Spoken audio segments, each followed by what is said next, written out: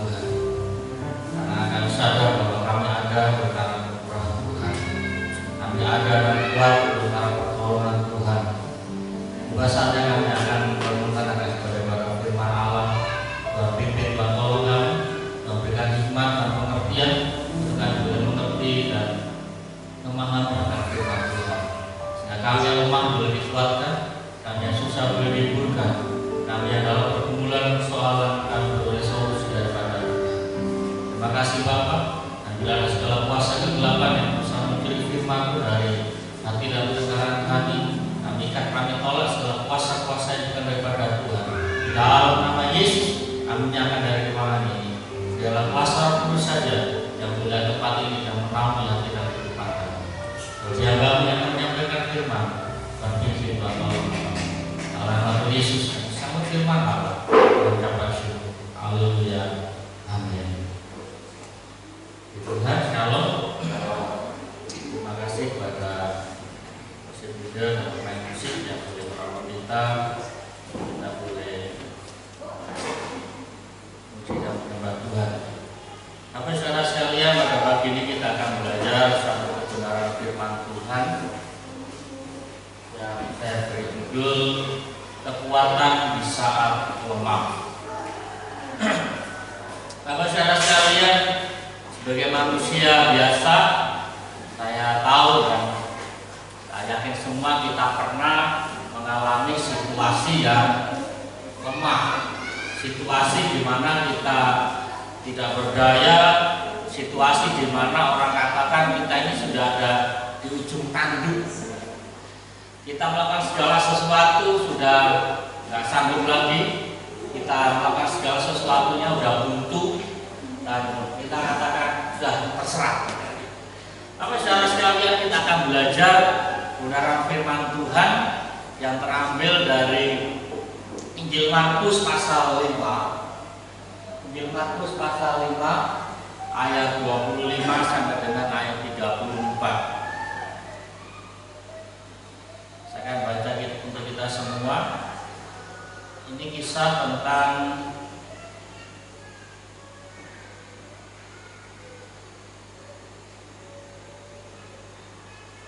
seorang perempuan yang sakit pendarahan selama 12 tahun. Injil Markus pasal 5 ayat 25 sampai dengan 34, saya baca untuk kita. Dikatakan, adalah di situ seorang perempuan yang sudah 12 tahun lamanya menderita pendarahan. Ia telah berulang-ulang diobati oleh berbagai tabib, sehingga telah dihabiskannya semua yang ada padanya. Namun sama sekali tidak ada faedahnya, malah sebaliknya keadaannya makin memburuk. Ia sudah mendengar berita-berita tentang Yesus, maka di tengah-tengah orang banyak itu ia mendekati Yesus dari belakang dan menjamah jubahnya. Sebab katanya, asal ku jamah saja jubahnya, aku akan punya sembuh. Seketika itu juga berhentilah pendarahannya dan ia merasa bahwa badannya sudah sembuh dari sakit penyakitnya. Pada ketika itu juga Yesus mengetahui bahwa ada tenaga yang keluar dari dirinya. Lalu ia berpaling di tengah orang banyak dan bertanya, siapa yang menjamah jubahku? Murid-muridnya menjawab, engkau melihat bagaimana orang-orang ini berdesak-desakan dekatmu. Dan kau bertanya, siapa yang menjamah aku? Lalu ia memandang sekelilingnya untuk melihat siapa yang telah melakukan itu. Perempuan itu yang menjadi takut dan gemetar ketika mengetahui bahwa apa yang telah terjadi atas dirinya, tampil dan tersungkur di depan Yesus dan dengan tulus memberitahukan segala sesuatu kepadanya. Maka katanya kepada perempuan itu, hai anakku, imanmu telah menyelamatkan engkau. Pergilah dan dengan selamat dan sembuhlah dari penyakit. Bapak saudara sekalian, situasi yang dihadapi oleh perempuan yang sakit pendarahan ini memberitahukan pada saudara-saudara bahwa apa yang terjadi dalam kehidupannya sudah di ujung tanduk. Dikatakan bahwa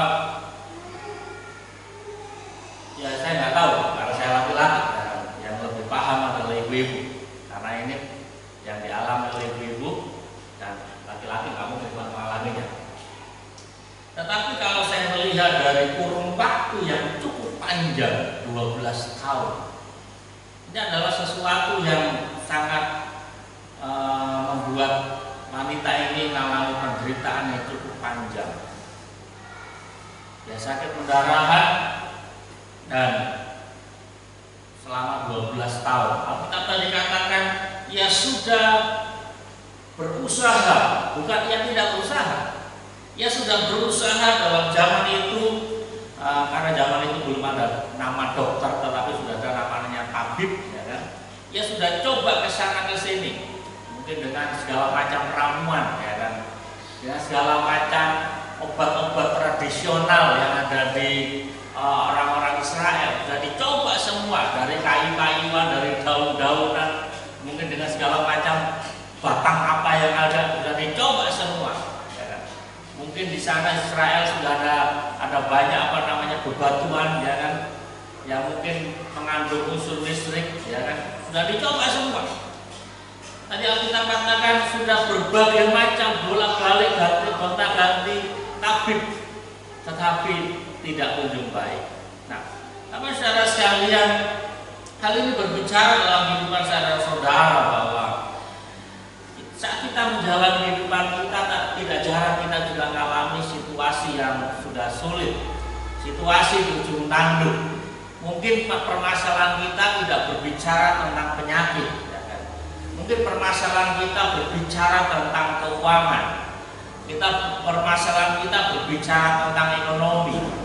Mungkin juga permasalahan kita berbicara tentang karir kita, berbicara tentang masalah rumah tangga kita, berbicara tentang masalah ya segala sesuatu yang kita harapkan tetapi tidak terjadi.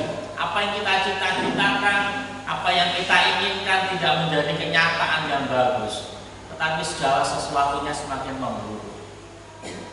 Nah, seperti yang kami alami hari ini, Ibu Gembala dan kami keluarga besar kami mengalami kedukaan. Kami sudah rencana bahwa hari ini nanti Ibu Gembala akan tes antigen, ya kan? Tetapi ternyata naik pesawat nggak bisa pakai antigen, harus PCR.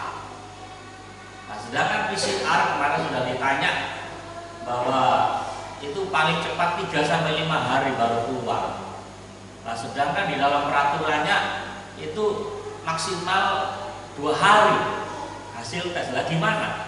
Keluarnya 3-5 hari, tetapi pemberlakuannya maksimal 2 hari. Kalau udah lewat 3 hari nggak pakai, ya berarti percuma aja PCR. Sudah PCR mahal-mahal. Akhirnya kemarin diputuskan ya udahlah nggak usah pulang dulu. Ya. Nah, tadi malam bapak mertua dipanggil Tuhan. Ya. Nah, saya bersyukur dia bisa melayani.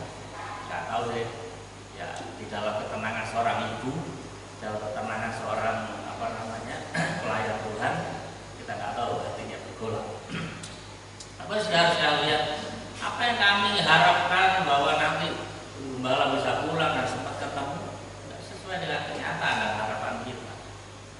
Dan apa saudara sekalian, dan ada banyak dalam pergumulan kita, apa yang kita inginkan kadang-kadang nggak jadi kenyataan. Sebuah pertanyaan mengapa? Segala usaha kita buntu, segala apa yang kita harapkan tidak menjadi kenyataan yang seperti kita harapkan.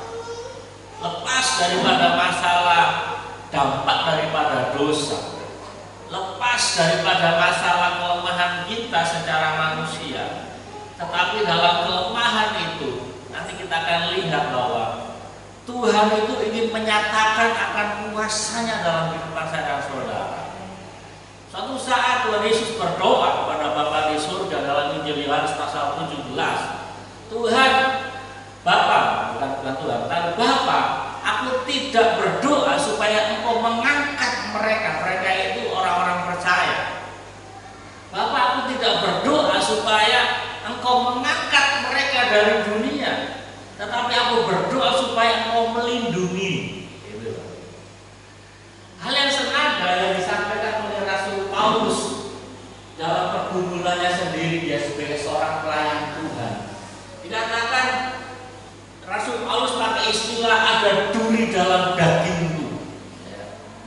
Tapi saudara sekalian, kalau dipikir kurang kurang apa Pak Rasul Paulus dalam pelayanannya? Kurang apa? Meskipun dia bukan murid secara langsung dari Tuhan Yesus, tetapi di dalam tulisannya dia jauh lebih banyak daripada rasul yang lainnya. Suatu saat dia berdoa pada Tuhan, Tuhan angkat duri dalam dagingmu. Tetapi apa yang dikatakan Tuhan? Tetapi jawab Tuhan kepadaku, cukuplah kasih karuniaku bagimu. Artinya Tuhan tidak mengangkat akan duri dalam diri daripada Rasul Paulus. Tuhan tidak mengangkat kelemahan di dalam diri Rasul Paulus. Dikatakan apa selanjutnya? Sebab justru dalam kelemahanlah kuasaku sempurna. Sebab itu terlebih suka aku bermegah dalam kelemahanku, supaya kuasa Kristus menaungi aku. Mungkin kita agak samar-samar apa yang dimaksud dengan cukuplah kasih karuniaku. Kita lihat di dalam terjemahan firman Allah hidup. Nah, kita usah dengan Android bisa klik situ. Dikatakan setiap kali ia berkata tidak, jelas dikatakan Tuhan katakan tidak, aku tidak akan mengangkat kelemahanmu dari tubuhmu. Tetapi dikatakan tetapi aku menyertai engkau, hanya itu yang kau perlukan. Artinya apa? Kasih karunia berbicara, penyertaan Tuhan itu cukup bagi aku. Di saat Tuhan katakan aku menyertai engkau, itu sudah cukup, lebih dari segala-galanya. Meskipun kita tetap memiliki kelemahan, penyertaan Tuhan, Tuhan ada di dekat kehidupan kita, Tuhan ada di dalam kehidupan kita, itu cukup, kata Tuhan. Suatu saat hal yang sama dikatakan oleh Musa ketika Musa memimpin bangsa Israel keluar dari tanah Mesir. Dan dalam bahasa saya sebagai manusia, Tuhan sudah jengkel dengan orang Mesir. Segala macam mujizat sudah dilakukan, bahkan kurang apa, 10 tulah terjadi di Mesir, kurang apa. Tetapi gara-gara kurang air saja orang Israel memberontak. Mereka merasa kelaparan sedikit, mereka memberontak. Dan akhirnya Tuhan katakan, udahlah, aku gak akan menyertai kalian. Aku hanya cukup mengutus malaikatku, kata Tuhan. Kalau aku menyertai kalian selamanya, nanti kalian akan mati. Ya. Tetapi apa yang dikatakan Musa kepada Tuhan? Tuhan, kalau bukan Tuhan yang menyertai kami, jangan utus kami. Jangan suruh kami pergi. Musa dan Rasul Paulus menyadari bahwa penyertaan Tuhan itu sangat penting dalam kehidupan mereka. Karena apa? Tadi di awal katakan, kita ini masing-masing punya duri dalam daging.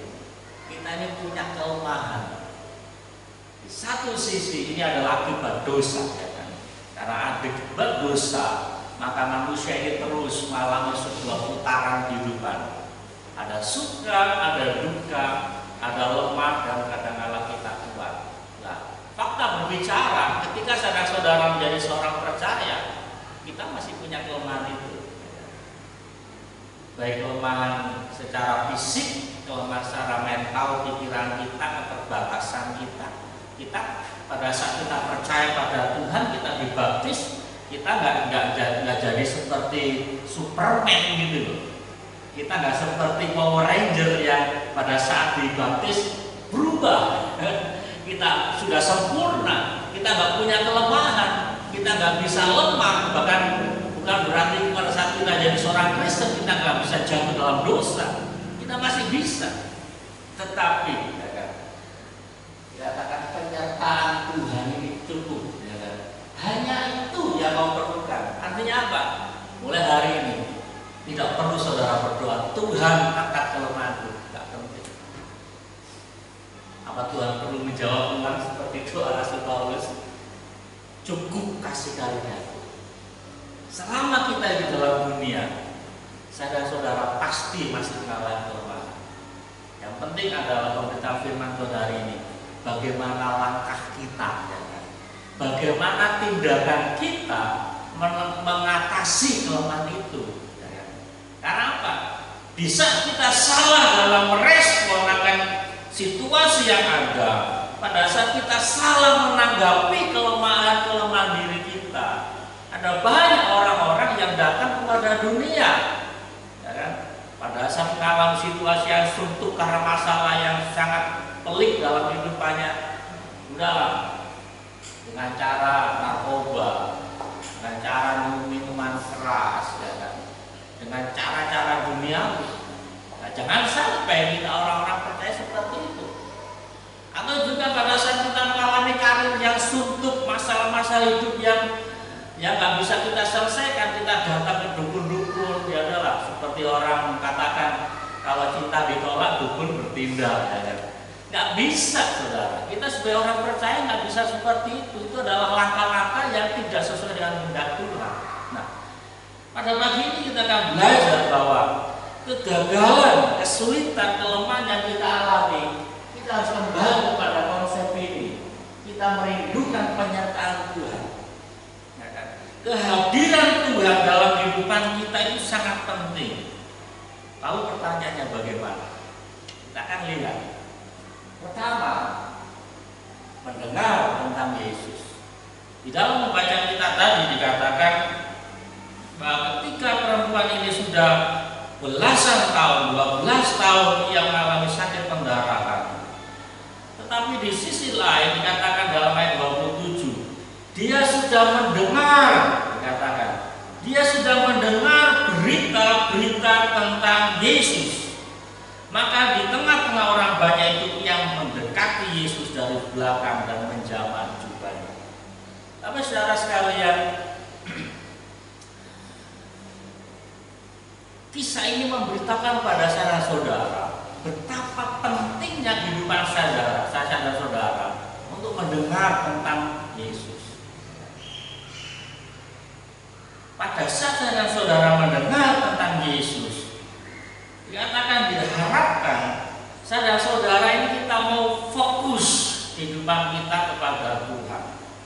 Kita mau fokuskan akan masalah kita hanya kepada Tuhan. Hal ini bukan sesuatu yang mudah yang dialami oleh perempuan ini. Mungkin kalau zaman kita sekarang, pada saat kita mengalami pendarahan, ya paling kita cukup berdiam diri dan mengurangi aktivitas. Tidak ada hukum lain.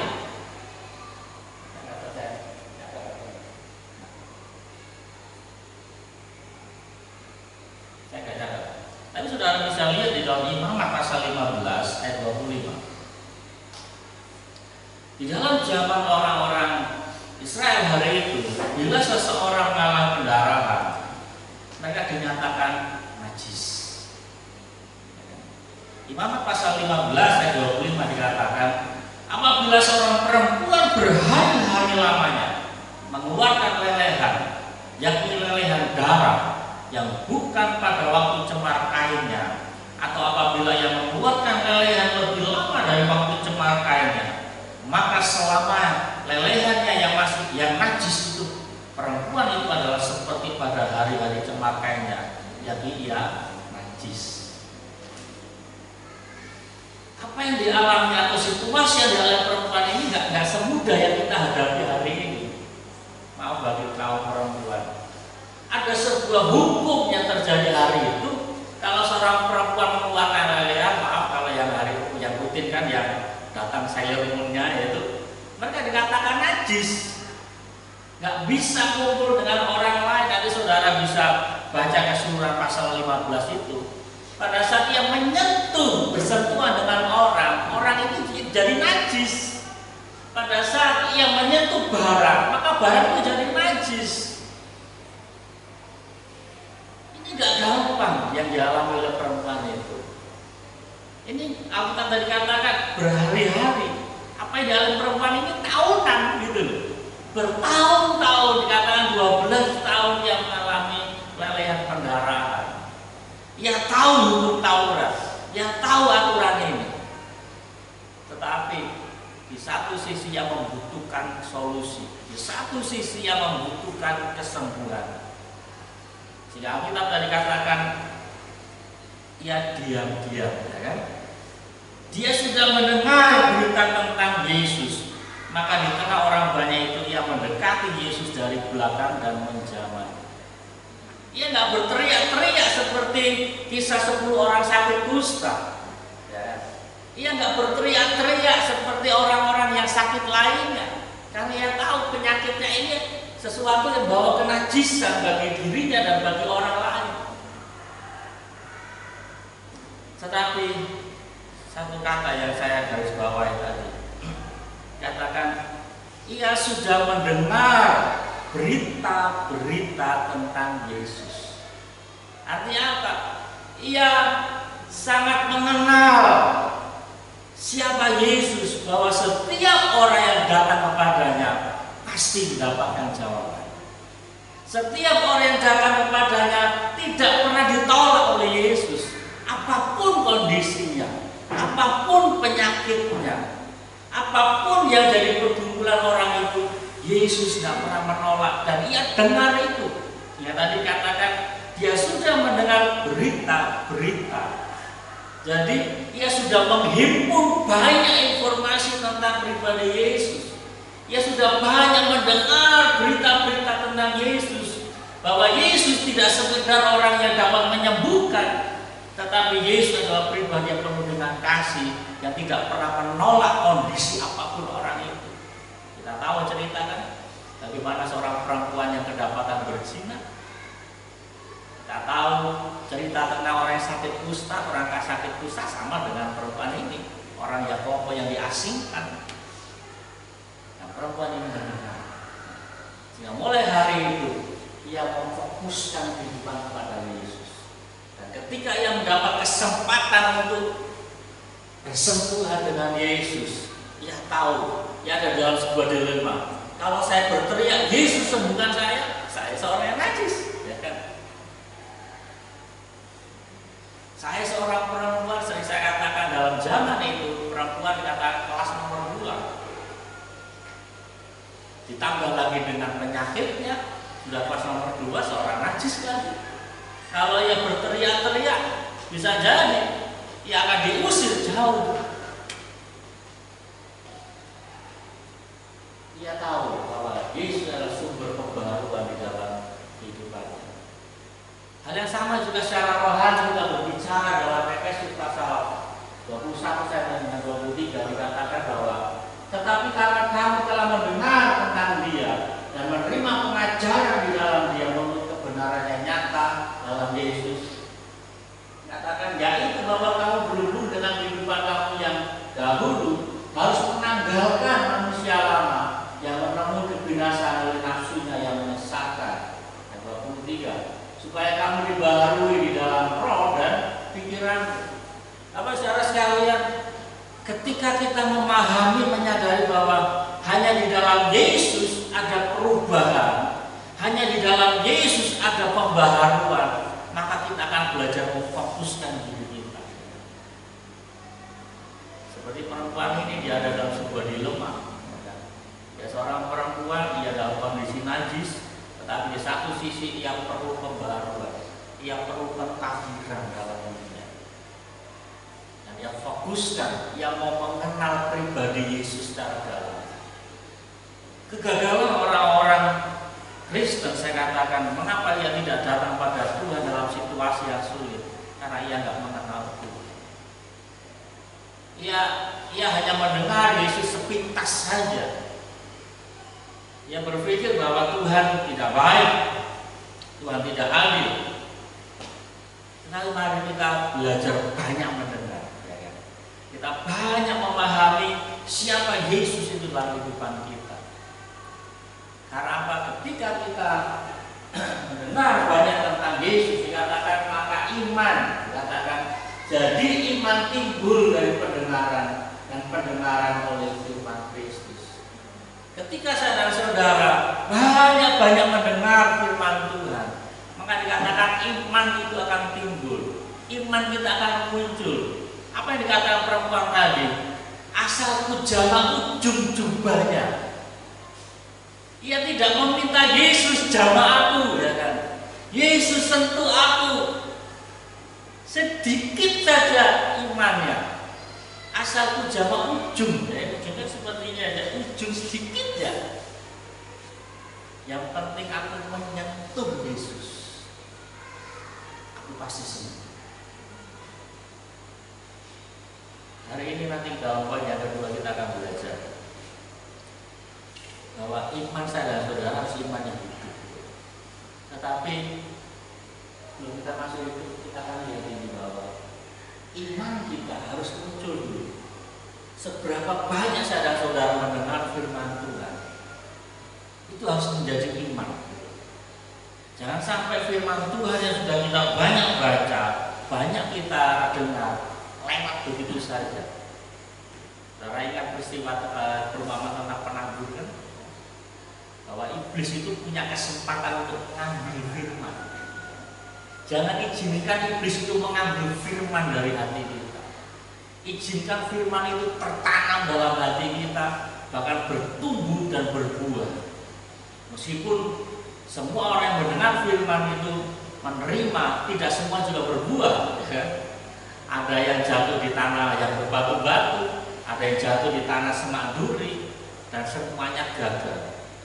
Dari 4 jenis tanah hanya 1 tanah yang bagus. Mari kita belajar menyiapkan kehidupan kita. Pada saat kita membaca, mendengar firman Tuhan, usahakan firman itu menjadi iman itu. Firman Tuhan bukan sekedar dongeng untuk tidur. Firman Tuhan bukan sekedar obat untuk kita supaya ngantuk dan tidur, ya. Saudara, bagi yang suka baca cerpen itu tahan berjam-jam, ya kan? Bahkan nggak bisa tidur kalau nggak selesai. Saudara yang suka baca berita internet, mata kita terbelalak terus pada saat membaca berita-berita. Tapi saudara tutup berita itu dan saudara buka di Alkitab, baru 3-4 ayat sudah rasa lengket, ya. Saya nggak tahu apa penyebabnya. Firman Tuhan jangan dijadikan obat tidur gitu. Kita baru buka sudah rasa pusing-pusing, nggak lama menguap, ya kan? Nggak lama sudah lewat. Ya. Bagaimana firman itu menjadi iman bila situasi kehidupan kita seperti itu? Padahal iman saya dan saudara hanya bisa timbul, bisa muncul ketika kita mendengar firman Allah. Oh, yang kedua, bagaimana kita bisa menjadi kuat dalam situasi yang lemah? Yang kedua adalah kita harus membangun iman. Kita harus bangun iman kita. Namanya membangun itu ada sebuah usaha, ada sebuah tindakan, tidak serta-merta, tidak sekedar otomatis, tetapi ada sebuah tindakan. Di dalam Injil Lukas pasal 17 ayat yang 6 dikatakan, jawab Tuhan, kalau sekiranya kamu mempunyai iman sebesar biji sesawi saja, kamu dapat berkata kepada pohon ara ini, terbantulah engkau dan tertanamlah di dalam laut, dan ia akan taat padamu. Kalau sekarang saya punya gambar, dikatakan ini gambaran daripada biji sesawi yang kecil, ini jari ya, ini jari dan ini biji sesawi kecil. Tetapi firman Allah katakan pada saat biji sesawi itu ditanam, ia tumbuh, ia menjadi sebuah pohon yang besar, dan burung-burung datang untuk bersarang dan berkembang biak. Artinya apa? Secara cepat saya katakan, meskipun hari ini saya dan saudara punya iman sebesar biji sesawi yang kecil, yang penting iman itu hidup. Yang penting iman itu hidup, ia akan menjadi pohon yang besar. Pada saat saya dan saudara memiliki iman yang kecil, tetapi iman itu hidup, maka saya dan saudara akan dapat menjadi seorang Kristen yang kuat dan tidak sekedar kuat, tetapi menjadi sebuah berkat bagi orang lain. Seperti gambaran ini, pohon ini jadi tempat burung-burung bersarang.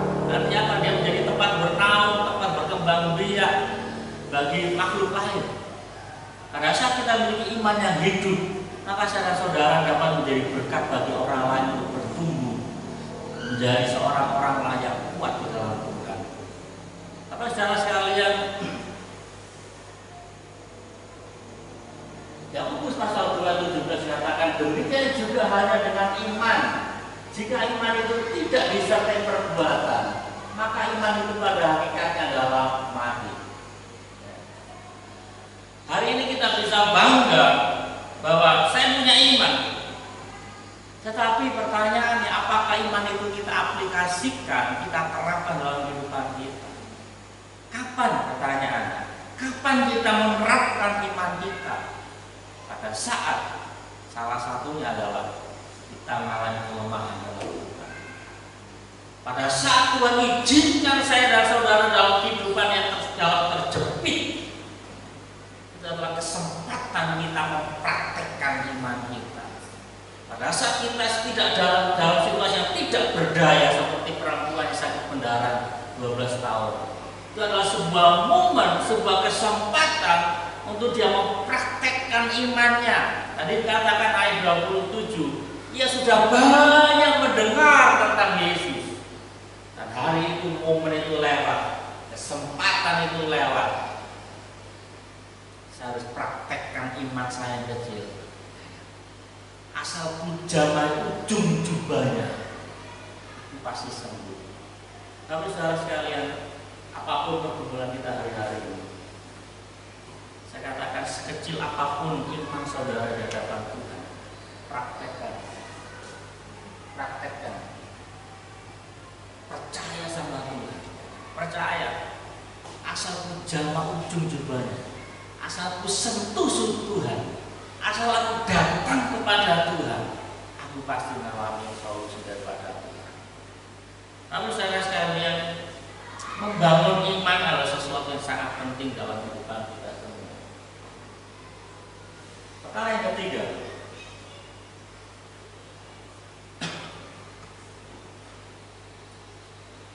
adalah bagaimana saudara bisa kuat di dalam kelemahan kita adalah kita bersaksi dengan tulus.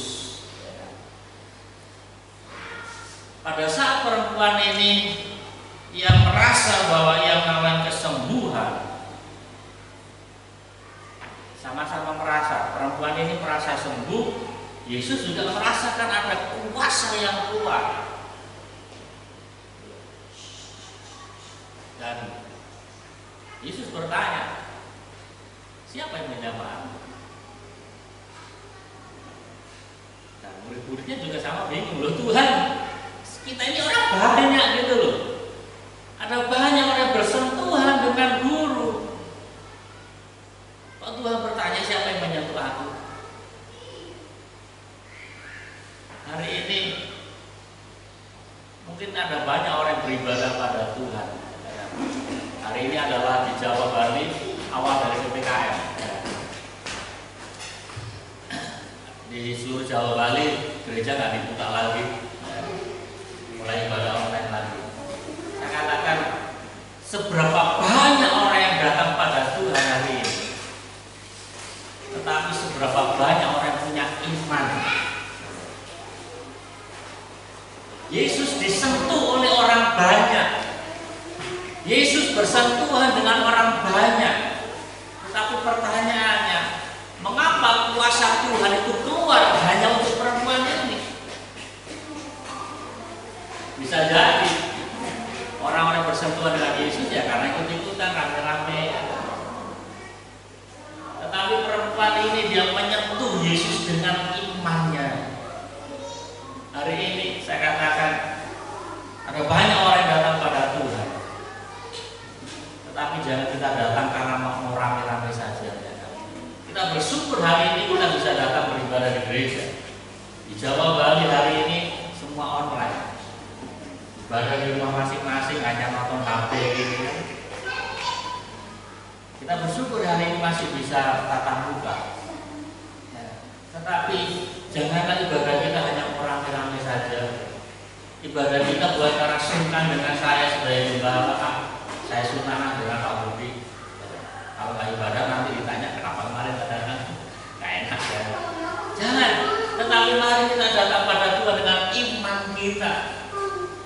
datang kepada Tuhan dengan harapan kita yang sungguh pada Tuhan. Supaya apa? Kita mau menarik kuasa Tuhan untuk turun atas kehidupan kita. Ketika perempuan ini sadar bahwa Yesus mengetahui kuasa itu keluar dari tubuhnya, tadi Alkitab katakan yang mulai takut. Perempuan itu yang menjadi takut dan gemetar ketika mengetahui apa yang telah terjadi atas dirinya, tampil dan tersungkur di depan Yesus dan dengan tulus memberitahukan segala sesuatu kepadanya. Bapak saudara sekalian, ada sebuah kalimat dikatakan dia bercerita dengan tulus. Dia nggak sekedar bercerita, tetapi dia dengan tulus. Tadi di awal sudah saya katakan, ya penyakitnya bukan penyakit biasa, tetapi penyakitnya berkaitan dengan hukum Taurat. Meskipun di dalam tadi nggak diceritakan apa yang dikatakan, tetapi sama seperti pembacaan kita tadi. Dia sakit pendarahan, dia katakan pada Yesus, "Guru, aku sakit pendarahan. Selama 12 tahun aku sudah berusaha sana sini bla bla bla bla bla bla macam. Saya tahu akan hukum Taurat, saya seorang perempuan yang najis, nggak mungkin saya bersentuhan, nanti kasihan orang-orang. Kalau saya teriak-teriak, saya bisa diusir sama mereka. Maka saya berikhtiar, saya diam-diam saja." Tapi saudara sekalian, hari-hari ini tidak banyak orang yang sanggup hidup jujur. Tidak banyak orang yang menceritakan segala sesuatu pergumulannya dengan Tuhan, dengan tulus. Apa saudara sekalian, bercerita kepada Tuhan pada saat kita berdoa, pada saat kita datang pada Tuhan, tidak sekedar kita ini mencari dukungan daripada Tuhan, tetapi kita menceritakan apa adanya dengan Tuhan, dengan iman kita. Saya coba sedikit jelaskan maksud saya. Ada banyak orang-orang berdoa pada Tuhan hanya minta dukungan. Maksudnya apa? Ya kalau Tuhan tolong ya puji Tuhan, kalau enggak ya saya cari yang lain.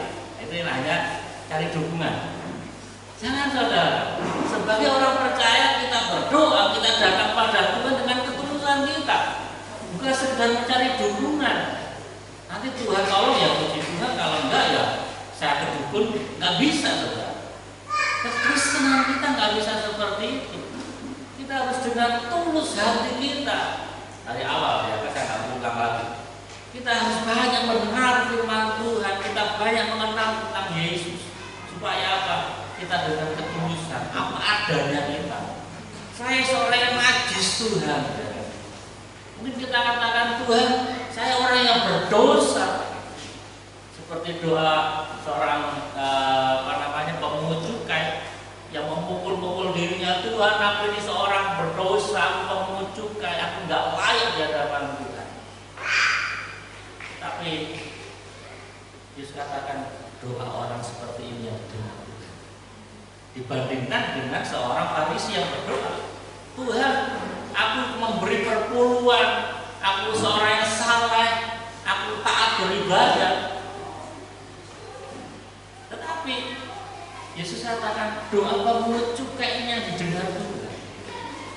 Karena apa? Ia berdoa apa adanya, nggak ada sesuatu yang dia tutup-tutupi. Harapan kita semua mari pada saat kita datang kepada Tuhan, kita bersaksi, kita bercerita apa adanya dengan Tuhan. Kita buka lebar-lebar hidup kita. Ini aku Tuhan. Bapak saudara sekalian,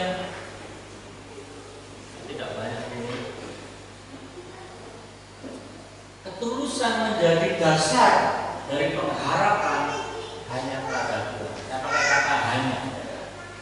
Pada saat kita datang pada Tuhan dengan ketulusan, kita jadikan Yesus ini hanya satu-satunya. Gak ada yang lain. Namanya ketulusan. Yesus bukan alternatif. Yesus bukan salah satu pilihan, tetapi Yesus adalah hanya. Ketulusan menjadi dasar dari pengharapan hanya pada Tuhan. Lepas daripada kita sudah coba sana sini, ya oke lah itu dulu. Tetapi pada saat titik hari ini, momen hari ini, jadikan Yesus itu hanya pengalaman.